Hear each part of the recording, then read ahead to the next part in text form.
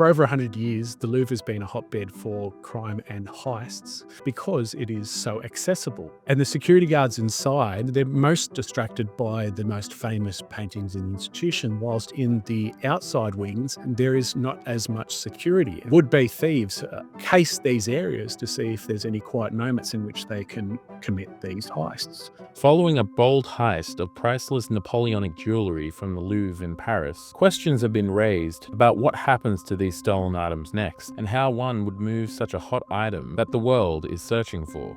Art expert Lee Capel, who has previously made headlines rediscovering and returning stolen Napoleonic art to Victoria's Mornington Peninsula Museum, has revealed how murky this black market underworld really is, and what it takes to sell stolen items such as these, and who actually is buying them. Although they're being reported as priceless, they do indeed have an insurance value, and they range across the 8 items. Some of the lesser valuable items are worth the tens of thousands, whilst some of the more valuable items, such as the Empress's tiara, are worth in the tens of millions. Not only do these items have a monetary value, they also have an immense historical, cultural, and heritage value to France.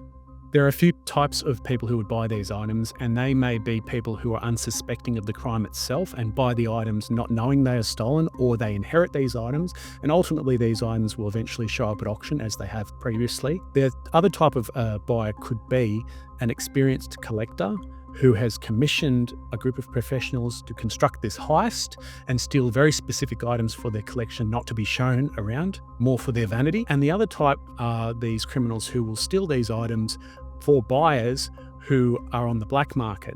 They're waiting there, waiting for items of incredible worth or cultural value to be purchased for the reason that they can be used as collateral down the track.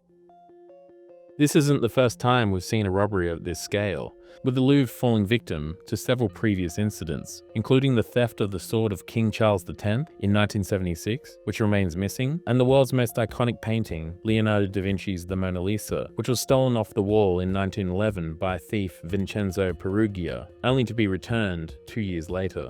Similar to the Louvre, in 2002, 2 career criminals broke into the Van Gogh Museum and stole 2 extremely valuable Van Gogh paintings, which they took to the black market. Now, the following year in 2003, they sold those 2 paintings for an estimated 500,000 Australian dollars, which was only a fraction of their market worth of 6 million Australian dollars. And although these 2 criminals were detained the following year, the paintings themselves went missing until 2016.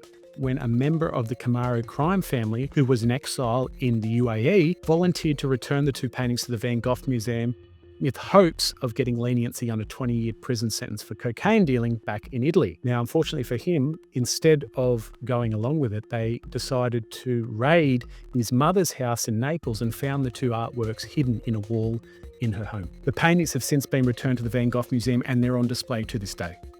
As authorities investigate the jewellery theft, questions remain about whether these items will ever resurface, and if they will be sold on the black market. Now, what potentially can happen to these 8 stolen items from the Louvre? Well, they could disappear into the black market, where they may be sold numerous times and never see the light of day again, or they could appear on the secondary market through unknowing buyers who have bought in good faith, not knowing these items are stolen, and hence they will be reported and returned at a later date. Or, unfortunately, they may be broken down for their material value, the gems, the stones, the precious metals, and unfortunately they'll be destroyed forever, which would be devastating for the French public.